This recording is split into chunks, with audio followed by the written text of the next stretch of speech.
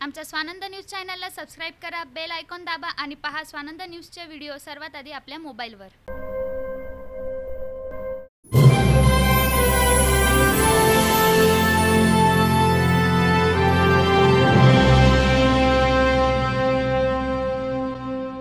नमस्कार, मी विद्या ठुबे। स्वानंद न्यूज मध्ये आपलं स्वागत। चर्चा तर होणार।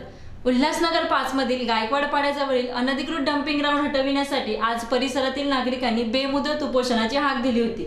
मात्र हे आंदोलन अचानक स्थगित का करण्यात आले हे आपण या रिपोर्टमधून जाणून घेणार आहोत। उल्हासनगर कॅम्प 5 मधील गायकवाड पाडा येथे अनधिकृत डंपिंग ग्राउंड आहे। हे डंपिंग ग्राउंड हटविण्यासाठी कॅम्प 5 मधील नागरिकांनी प्रशासनाला 29 तारखेचे अल्टिमेटम दिले होते आणि जर हे डंपिंग ग्राउंड बंद झाले नाही तर येत्या 30 तारखेला म्हणजे आज आमरण उपोषणाचा इशारा परिसरातील नागरिकांनी महापालिकेला दिला होता। परंतु आक्रमक झालेल्या नागरिकांनी धरणे आंदोलन आणि रास्ता रोको अचानक मागे घेण्याचे कारण काय असे अनेक सवाल उपस्थित होत आहेत। या संपूर्ण प्रकरणाची सखोल माहिती या पत्रकार परिषदेतून अजय जाधव यांनी दिली आहे।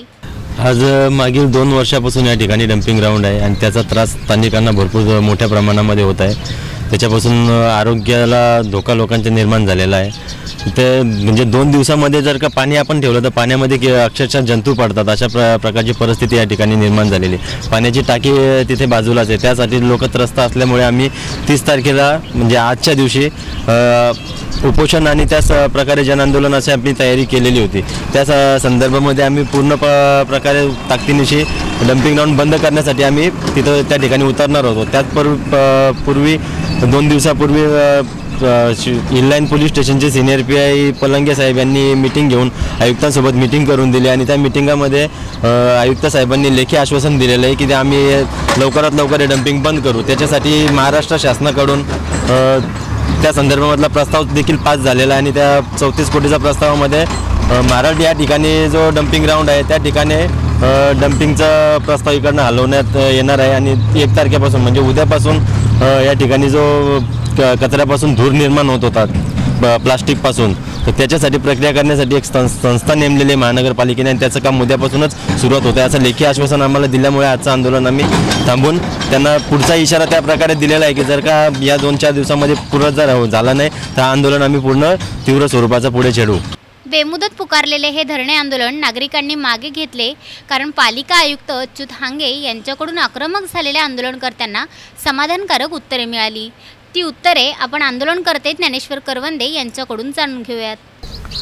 बघा, गेली 2.5 वर्षापासून या ठिकाणी अनधिकृतपणे की जे कायदा जनतेला शिकवतात तेच कायद्याचं पालन करत नाहीत। कुठल्याही प्रकारची महासभेमध्ये ठराव पास न करता आयुक्तांनी जेव्हा निंबाळकर साहेब होते त्यांनी दादागिरी करून या ठिकाणी डंपिंग चालू केलेलं आहे। डंपिंग चालू केलं, थोड्या दिवसात 5-6 महिन्यानंतर हे बंदही करण्याचा प्रयत्न केला, परंतु काही कारणास्तव काही लोकांचे साठे लोटे त्यांचे कोणार्कशी आणि महानगरपालिकेशी असून त्यांनी ती मांडवली केली आणि परत चालू केलं आणि हा त्रास सर्वसामान्य जनतेला आहे। काही पक्षांनी आंदोलन केलं, काही स्थानिक नगरसेवकांनी आंदोलन केलं, सर्वसामान्य लोकांनी अनेक प्रकारे वेळोवेळी त्याचा पाठपुरावा केला, परंतु यामध्ये कुठल्याही प्रकारचं प्रशासनाने पाऊल उचललं नाही।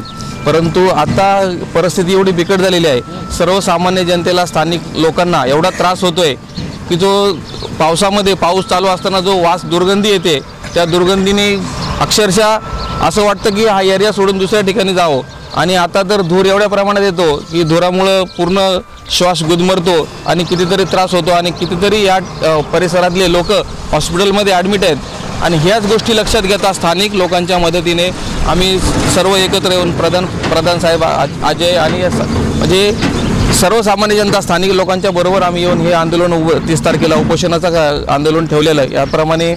परंतु काही कारणास्तव हा विषय इनलाइनचे PI सिनियर साहेब पलंगे साहेब यांच्याशी मीटिंग झाली। यांनी प्रत्यक्षात आयुक्त साहेबांना भेटून सर्व चेंबरमध्ये जे काही आंदोलक होते, स्थानिक नगरसेवक होते, स्थानिक कार्यकर्ते होते किंवा स्थानिक जनता होती यांना विश्वासात घेऊन आयुक्त साहेबांची मीटिंग घेतली। आयुक्त साहेबांनी सांगितलं की कालच शासनाकडून आपल्याला लेटर आलेलं आहे, बायो प्लॅनिंगचा या ठिकाणी मंजूर झालेला आहे, 34 कोटी रुपयाचा निधी आलेला आहे शासनाला आणि 34 कोटीमधून 22 कोटी हे महानगरपालिकेच्या अकाउंटमध्ये सुद्धा आलेले आहेत आणि आम्ही लवकरात लवकर प्रयत्न करू।